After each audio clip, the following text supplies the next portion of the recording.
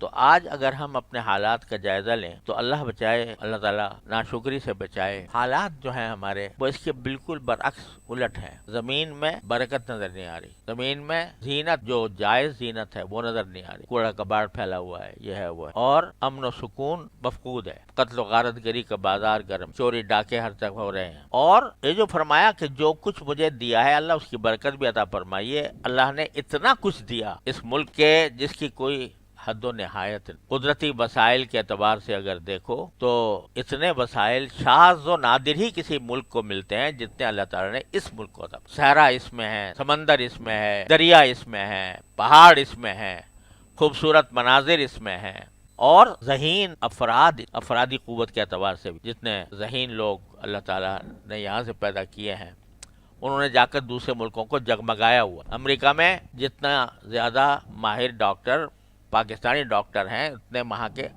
جو NATO doctor ہیں وہ اتنے ماہر نہیں ہیں جتنے پاکستانی ڈاکٹر۔ تو اللہ تعالیٰ نے ہر قسم کا کے وسائل ہمیں عطا فرمائے۔ میں تو ساری دنیا میں اللہ نے مجھے گھمایا ہے، تو جیسے پھل ہمارے ہاں پیدا ہوتے ہیں اس کی نظیر کسی بڑے سے بڑے ملک میں نظر نہیں آتی۔ سیب کتنے قسم کے ہوتے ہیں، انار کتنے قسم کے ہوتے ہیں، وہاں تو ایک اگر کسی ملک میں سیب پیدا ہوتا ہے وہ کہتے ہیں جی ہمارے ہاں ہم تو بہت، ہمارے ہاں تو سیب پیدا ہوتا ہے وہ بھی کھٹا تو اس پر بھی وہ فخر کرتے ہیں۔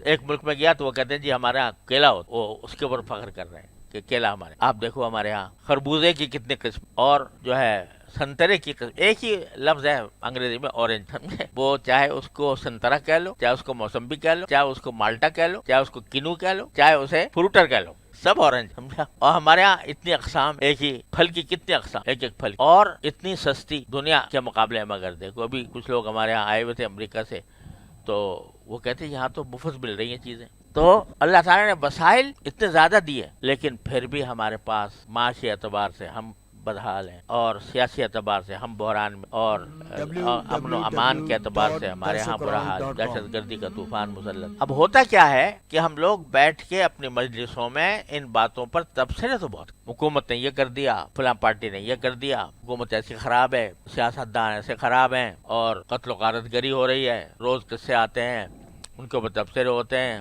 فلاں جگہ آدمی نوجوان قتل ہو گیا، فلاں جگہ بچی کو اغوا کر لیا گیا، فلاں جگہ سارے واقعات ہم آپس میں بیان کرتے ہیں اور ان پر تبصرے بھی کرتے ہیں۔ مجلسیں ہماری بھری ہوئی ہیں اس سے۔ سیاست پر بھی ہر انسان جو ہے وہ بڑا قابل ہے، سیاست وہ اپنی جو آرا سے دوسروں کو نوازتا رہتا ہے کہ فلاں صحیح ہے فلاں غلط ہے، اور اس کے دلائل ہیں اور اس کے واقعات ہیں، دن رات بحثیں ہوتی ہیں۔ لیکن جتنا وقت ہم اس میں صرف کر رہے ہیں، نبی کریم سرورت عالم صلی اللہ علیہ وسلم کی یہ دعا جو ہے، اگر ہر انسان یہ مانگنے کی عادت ڈال لے، یا اللہ میرے ملک کو برکت عطا فرما، میرے ملک کو زینت عطا فرما، میرے ملک کو امن و امان عطا فرما، جو آپ نے چیزیں عطا فرمائی ہیں ان میں برکت عطا فرما، اور جو نہیں عطا فرمائی ان کے بارے میں ہمیں فتنے میں نہ ڈال۔ اگر یہ مانگتے رہے انسان، جتنا وقت ہم تبصروں میں صرف کرتے ہیں آپس میں بیٹھ کر، اتنا وقت اگر ہم اللہ تعالیٰ سے مانگنے میں صرف کریں، تو پہلی بات تو یہ ہے کہ جو گفتگو تبصروں کی ہو رہی ہے یہ ایک فضول قسم کی لایانی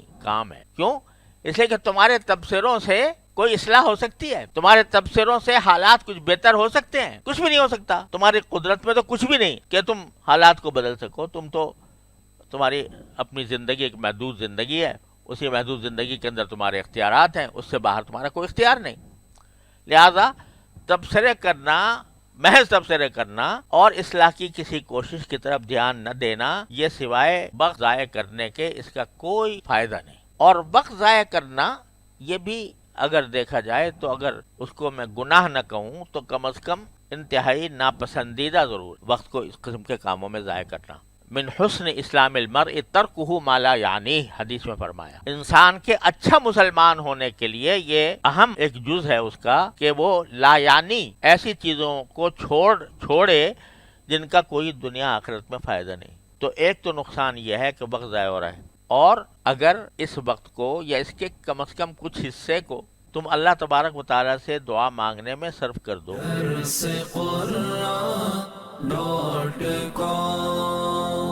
www.darsequran.com